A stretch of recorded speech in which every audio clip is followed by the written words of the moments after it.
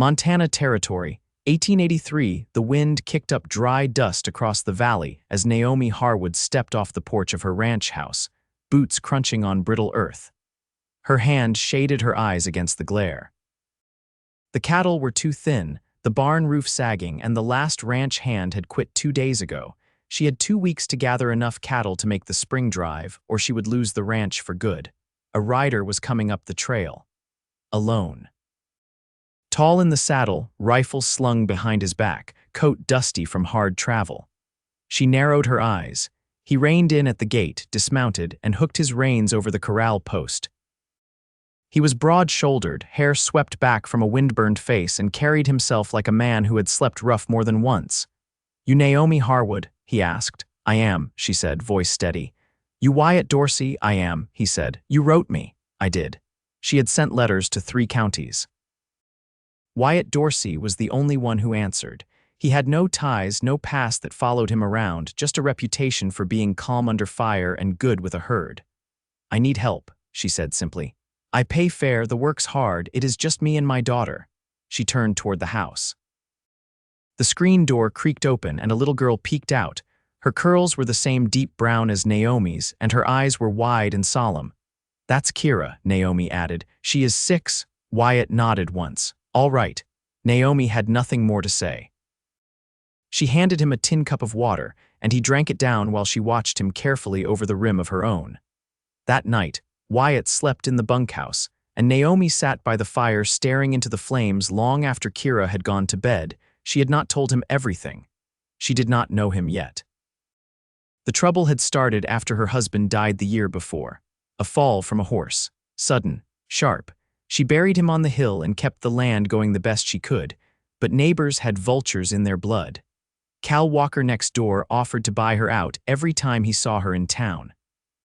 When she refused, cattle went missing. Fences were cut. The last hand she hired left after someone fired a shot over his head one night. She could not prove it was Cal, but she could feel it. The next morning, Wyatt was up before dawn.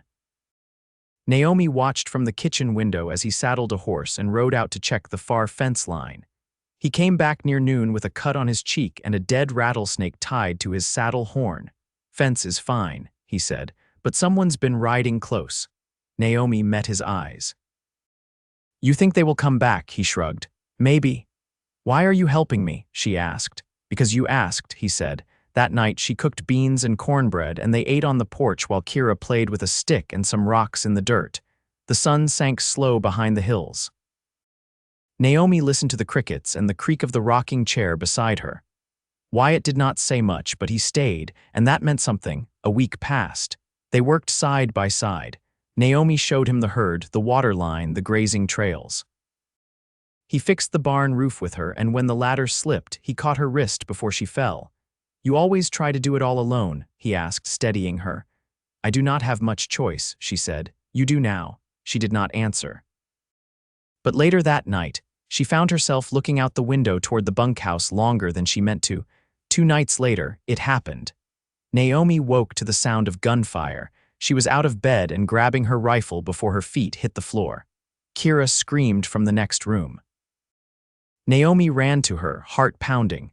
She scooped her up just as the front door burst open and Wyatt stepped inside, rifle in hand. "Stay down," he said. He moved to the window, then ducked back. 2 men out there, one's trying to set fire to the barn. Naomi's hands went cold. "I will cover you," Wyatt said. "Take Kira and get to the root cellar." "No," Naomi said, firm. "I am not leaving my house." He looked at her and something shifted in his eyes, not surprise, respect. "All right," he said. "Then stay behind me." The next 5 minutes were chaos, glass shattering, fire flickering against the edge of the barn, Wyatt shooting with calm precision. 1 man fled. The other collapsed behind the water trough. When it was over, the barn was singed but standing. The house was intact. And Naomi, holding Kira close, looked at Wyatt with something like disbelief. "You stayed," she said, voice shaking. "I told you I would." She did not know what made her do it. Maybe it was the way he had stood between her and danger without hesitation. Maybe it was the way he had spoken to her daughter with gentle words and steady hands. Or maybe it was because for the first time in a long time, someone had chosen to protect her not because they had to, but because they wanted to. She stepped forward and wrapped her arms around him, just once. Just long enough. He did not pull away. The next morning, Naomi walked the fence line with Wyatt. The cattle were safe. The barn had a black scorch mark, but nothing worse. And Wyatt, quiet as ever, rode beside her like he had always belonged there. "You are not just saving the ranch," she said suddenly, not looking at him. "You are saving me too." He did not speak for a long time. Then he said, "You do not have to do it all alone anymore, Naomi." She looked at him then, really looked, and for the first time in a long time she believed it. The days folded into one another with the steadiness of spring wind rolling over the plains. Snow still clung to the shadows of the north-facing slopes, but the grass was pushing up green at the edges of the pastures. Naomi kept close count of the calves born early, marking each with a flick of blue paint. Wyatt never asked questions, only rode alongside her, matching her pace like he'd been doing it for years. One morning, while they were fixing a split gate down by the South Creek, Naomi paused, hands braced on her knees. Her breath was catching strange in her chest. She stood too fast and the world tipped sideways. Wyatt reached for her elbow, steadying her without saying anything. "I'm fine," she said too quickly. "You eat today." His voice was low, not accusing. She looked away, jaw tight. "Kira had the last of the bread. I'll grind more flour tonight." "I'll ride into town after supper," he said, already turning back to his saddle. "You need supplies. That's not your place." He didn't look at her, just tied off the last hinge and stood. "Maybe not, but I'm doing it anyway." She didn't stop him. That evening, after Kira was asleep, Naomi sat at the kitchen table with her ledger open, pencil in hand. The numbers didn't lie. Even with the cattle drive, even if every calf lived, they'd only scrape by. She pressed her fingers to her temple. The front door opened soft. Wyatt stepped in, arms full, flour, beans, coffee. A bolt of cloth folded under one arm. She stared at the cloth. "That's not a necessity." "I know," he said, but it looked like something Kira'd like for a dress. Her throat went tight. She said nothing, only reached out and took the sack from his arms. He didn't sit, just lingered by the doorway. "Saw Cal Walker in town." She looked up sharply. "He's been talking, saying he's going to buy this place before the season's out." "He'll have to wait a long time," she said, voice flat. "He won't wait," Wyatt said. "He doesn't strike me as the patient sort." She stood slowly. "If you think I scare easy, you've misjudged me." He shook his head once. "I don't think that, but you don't have to stand alone either." Naomi stepped closer, her hands still dusted with flour from unpacking. "Every man I've ever known either left or wanted something in return." "I'm not every man," he said. She didn't answer, just looked at him a long time, then turned, went to the stove and fetched the kettle. She poured 2 mugs and handed him one, her fingers brushing his just a moment longer than needed. He stayed, leaning against the doorframe while she sat. The silence between them was no longer empty. It held shape now like a bridge slowly forming, board by board. Later that week, she found Kira sitting on the fence rail, watching Wyatt mend leather straps. The child's feet swung slow, her voice soft. "Are you going to stay?" Wyatt looked up. "I might." Naomi, standing just out of view, listened. "You should," Kira said. "Mama's better when you're here." He met the girl's gaze. "Think so?" Kira nodded. She laughs more. "She doesn't think I see it, but I do." Naomi left then, quietly. Her hands trembled as she latched the back gate. That night she couldn't sleep. The moon cast long shadows across the room and she sat by the window, arms wrapped around her knees. She wasn't sure when she'd started hoping again, but it had crept in like the thaw, quiet, certain, undeniable. The next morning, Wyatt caught a wild bay that had been tearing up the fence lines. Took him an hour to rope it, less to gentle it. Naomi watched from the porch, arms crossed, lips pressed flat to hide the smile rising against her will. When he finished, he walked the horse over, leading it by the halter. "She's not mean," he said. "Just never been taught what to do with her strength." Naomi reached out, touching the mare's warm neck. "Sounds familiar." He didn't laugh, but something in his eyes softened. 2 nights later, the rain came in heavy.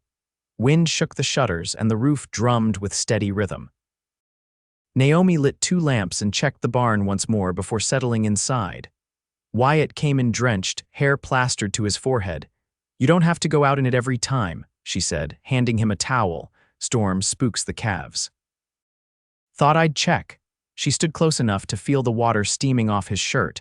You always take care of what's not yours. He looked at her then, and his voice was quieter than the storm. It is mine, if you'll let it be.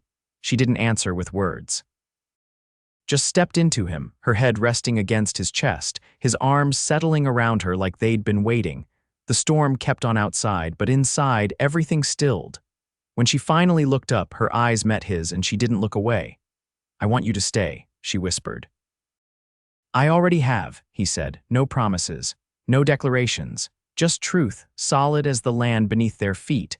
The cattle drive began before first light, when the stars were still bright and the chill bit through wool coats. Naomi rode out ahead with Wyatt close behind. Kira bundled in a blanket in the wagon seat beside Mrs. Elms, the midwife from Dry Creek, who agreed to ride along and watch the child during the 2-week journey. Naomi had traded 4 hens and a bolt of muslin for her company, and it was the only way she would agree to leave the homestead.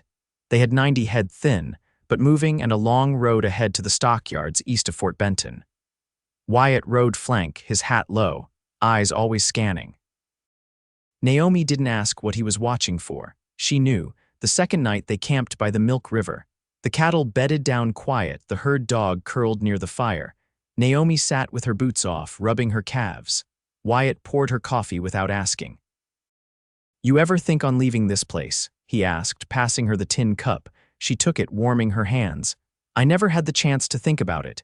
He leaned back on his elbows, firelight flickering across his jaw. You got it now. I wouldn't know where to go, she said. This land's in my bones. He nodded, then looked toward the river. There's something to be said for starting over. Naomi studied him a moment, the way his eyes stayed on the water. Is that what you did? He didn't answer right away. Then I left Georgia after the war. Nothing but ashes behind me, never stayed long anywhere since. She didn't press, just sipped the coffee and listened to the river. After a while, he added, didn't think there was anything worth settling for. She met his gaze across the fire. And now, his answer was quiet. Now I'm not so sure. The morning after, the cattle balked at the ridge crossing. Naomi dismounted and walked ahead on foot, boots pressing into the damp soil, her voice low but firm. Wyatt stayed back, giving her room. The herd followed her down the slope, slow and steady. When they reached the clearing below, he rode up beside her. You handle them better than most men I've worked with, he said. I've had more to lose. That night, a storm rolled in. Naomi and Wyatt strung a tarp between 2 wagons for shelter. Rain hammered the canvas, and Kira cried until Naomi held her against her chest, humming the old hymn her mother used to sing. When Kira finally slept, Naomi stepped outside to check the horses. Wyatt was already there, lantern in hand, rain soaking through his shirt. You don't sleep much, she said. Never did. She moved to the other side of the post, tying off the reins. You always keep watch. Someone kept watch for me once, he said. Saved my life. I figure I owe that forward. Naomi's fingers stilled on the rope. You're not what I expected. He didn't turn. You didn't expect much. I expected a man who'd do the work and move on. And now, I'm not so sure, she said softly. They didn't speak again, just stood there, rain falling quiet around them. By the 10th day, the herd was holding well, and the grass grew thicker along the lowlands. Naomi and Wyatt rode side by side more often now, their words fewer but weighted with something steadier than before. That evening, Naomi sat alone by the fire, mending a torn cuff. Wyatt came over, crouched beside her. You ever think about what comes after this? She glanced at him. After the sale, after the fight. She didn't answer right away. Then, I don't remember what peace feels like, he nodded. Maybe it's not a feeling. Maybe it's a choice. You think you can choose peace. I think you can choose who you build it with. She looked at him, something raw flickering behind her eyes. You'd stay, even after the herd sells, even if there's nothing left but dry pasture and work that never ends. I'd stay, he said. Not for the land. Naomi didn't look away. Then for what? For you, her breath caught. She didn't try to hide it. When the drive ended, they stood beside the pens at Fort Benton, watching the cattle settle in. The buyer would come at noon. The money wouldn't be much, but it would be enough to hold the land and buy seed for spring. Kira ran toward them from the wagon, her arms full of wildflowers she'd picked along the edge of the river. Mama, she said breathlessly, can we take these home? Naomi knelt, brushing a curl from her daughter's cheek. Yes, sweetheart, we'll take them home. Wyatt helped load the last supplies, then turned to Naomi. You ready? She looked at him, at Kira, at the wagon waiting to head west again. I think I've been ready a long time. They rode back slower than they came, no hurry pressing them forward. The land was still harsh, the work ahead still endless, but Naomi felt something inside her shift and settle, not like surrender, like arrival. That night, back on her porch, she stood beside Wyatt, watching the first stars emerge. She reached for his hand, lacing her fingers through his. You came here a stranger, she said. I'm not leaving one, and he didn't. The April thaw softened the creek beds and soaked the edges of Naomi's boots as she stepped through the pasture, checking the new fence line Wyatt had strung along the west slope. The land was waking slowly after a long winter, and tufts of greening grass pushed up through the damp ground like cautious hope. Wyatt stood a ways off, hammer slung low at his side, sleeves rolled, one foot braced against a post as he adjusted the wire. Naomi stopped a few paces back, arms crossed beneath her shawl. You always this quiet when things are going well? She asked, tilting her head. He glanced over, squinting against the sun. I talk when there's something worth saying. She stepped closer, the wind catching her skirt as it brushed the tops of her boots. And now, he looked at her a long moment, then let the hammer fall into the grass. I've been thinking about building a smokehouse. Behind the barns got shade. Ground steady. She smiled, slow and surprised. That doesn't sound like a temporary plan. I don't make temporary plans anymore. Naomi bent down, ran her fingers along the wire he'd just fixed. You know the land better than most men who were born on it, he shrugged. I watch. I listen. She rose, brushing off her palms. You build careful, Wyatt, like you're waiting to see if it lasts. His jaw shifted. I've seen too much fall apart. She looked out over the pasture, where Kira was tossing pebbles into the creek under the watch of Mrs. Elms. She asked last night if you were going to marry me. Wyatt didn't speak, but his hands stilled. I told her that's not something a child should worry over. He leaned back against the post and crossed his arms, face unreadable. And is it something you've thought on? Naomi turned her head, eyes catching the edge of the mountains beyond. I've thought about what kind of life I want for her, and what kind of life I'd want for myself if I let myself want anything at all. The wind tugged at her shawl. He took a step nearer. I'd never take what wasn't freely given, he said, but I won't pretend I haven't thought about it. She looked up at him, the air between them thick with something unspoken and steady. I don't want a man to rescue me, she said. I want someone to build with. I don't rescue, he said. I stay. She let out a breath she hadn't realized she'd been holding. Then maybe we talk about what staying means. That evening, Naomi sat on the porch steps with a jar of pickling brine in her lap, watching the sun slide behind the hills. Wyatt joined her, hands stained from chopping kindling. They didn't speak for a long time. Finally, she said, I used to think strength meant not needing anyone. He didn't look at her. And now, I don't think that anymore. A hawk circled overhead, its shadow slipping across the ground. You've never asked me about him, she said. I figured you'd tell me if you wanted to. She twisted the jar lid in her hands. He wasn't cruel, just tired. Tired of the work, tired of the land. When he died, I think part of me felt relief. That's hard to admit. Wyatt didn't flinch. You don't owe anyone guilt for surviving. I know, she said, but I've carried it anyway. He leaned forward, elbows on his knees. You don't carry it alone now. Their shoulders touched. She didn't pull away.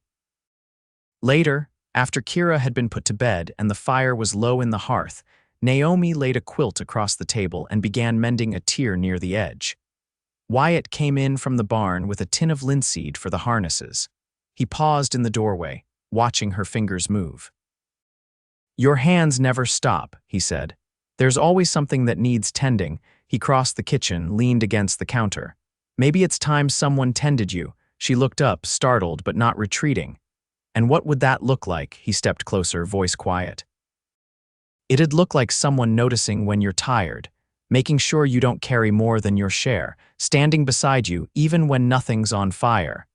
The quilt slipped from her lap. And if I forgot how to let someone do that, he reached down, picked it up, laid it gently back where it had been. Then I'd remind you, bit by bit. The lamp flickered. Naomi's breath caught, but she didn't speak. She reached for his hand, her fingers curling around his. Outside, the wind moved soft through the cottonwoods, and the night settled around them like a promise whispered low and certain. The first tomatoes ripened under the kitchen window, small and stubborn. Naomi plucked one before breakfast, brushing the dust from its skin with her thumb.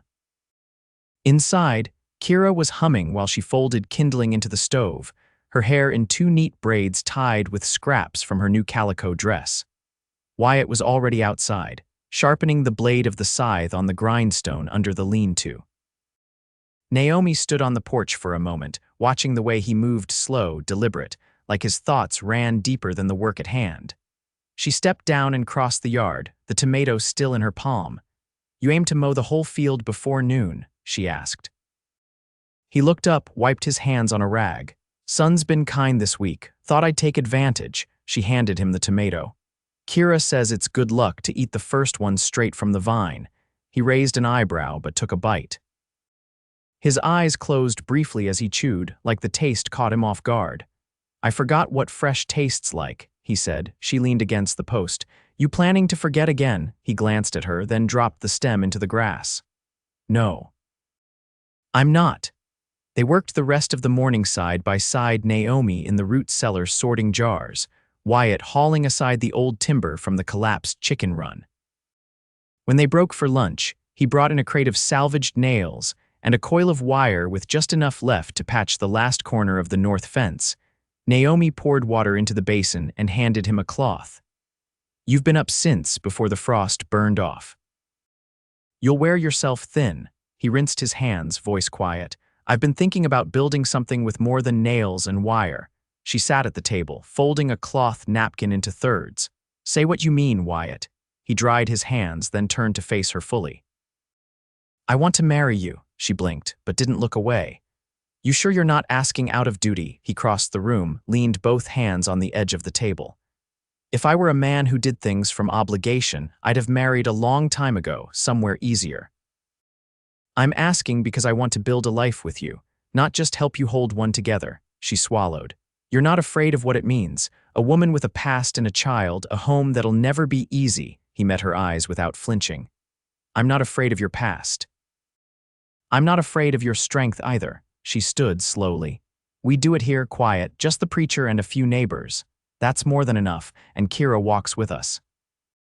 She stands with us. She's already part of us." They married under a cottonwood tree 3 weeks later with the smell of lilacs rising from the edge of the yard.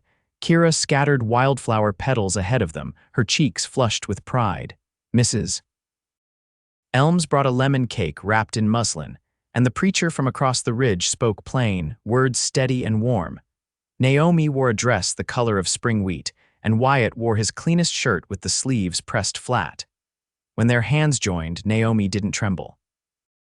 She looked up into his face and saw not rescue, not escape, but a home that had grown slowly, like roots taking hold in soil no one thought could nourish something lasting. That evening, after the guests had gone and Kira had fallen asleep with her head in Naomi's lap, Wyatt lit the single lamp on the kitchen table and poured 2 cups of coffee. Naomi watched him carry them over, his sleeves rolled, the lamp casting long shadows on the floor.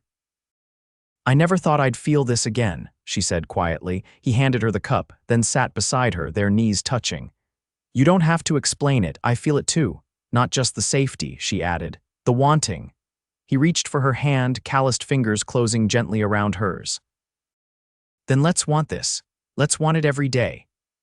In the months that followed, the ranch grew steady under their hands. They built a smokehouse just beyond the barn, as Wyatt had planned, and Kira helped paint the new door with leftover blue from an old wagon board. Naomi planted squash and beans near the edge of the fence, and Wyatt started keeping a journal of weather patterns and planting days, something he'd never done before, but said felt right now. Naomi rode into town once a week with Kira and started teaching the neighbor children how to read from an old primer, trade for eggs and flour. Wyatt stayed behind to tend the livestock and mend what needed mending. They never rushed their days, never hurried their evenings. They sat on the porch when the work was done, Naomi with her sewing, Wyatt with his whittling, and Kira curled against her mother's side, asking what the stars were made of. One night in late summer, Naomi stood in the doorway, arms crossed over her chest as she watched Wyatt tuck Kira into bed. He brushed the hair from her brow, then kissed her forehead with a quiet tenderness that filled the room. When he turned and saw Naomi watching, he didn't speak, just held out his hand. She took it, and they walked back to the kitchen, where the lamp burned low and the wind moved soft through the open window. Naomi leaned into him, her voice no louder than a breath. "I didn't think love could grow here." He rested his chin atop her head. "It didn't grow in spite of this place. It grew because of it." They stayed like that a long time, the night stretching out around them, quiet and sure, and when the lamp finally flickered out and the world went still again, there was nothing missing, nothing left undone. Just a woman who had learned how to trust again, and a man who had chosen her every day with his hands and his silence and his steadfast heart. They were home.